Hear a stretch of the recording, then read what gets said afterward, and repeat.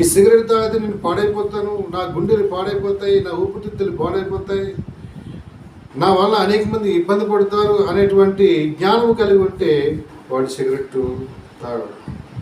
Alcohol తీసుకుంటూ మద్యపానానికి సేవిస్తున్నటువంటి వారు జ్ఞానం కలిగి ఉంటే మా యొక్క ఆరోగ్యం పాడైపోతుంది, మా ఊపిరితిత్తులు లివర్లు పాడైపోతున్నాయి, మా కుటుంబంలో అనేక సమస్యలు వస్తున్నాయి, అల్లర్లకు పాలవుతున్నాం, ఈ త్రాగుడు వలన మా కుటుంబంలో ఎన్నో సమస్యలు తెచ్చిపెడుతున్నాయటువంటి జ్ఞానం కలిగి ఉంటే మందు త్రాగటువంటిది మానేస్తూ ఉంటారు. పిల్లరా, ఈ దినాల్లో జ్ఞానం లేక జనులు ఏం చేస్తున్నారంటే నశించిపోతూ ఉన్నారు. జ్ఞానం కలిగి జీవించమని దేవుడు చెప్తున్నాడు.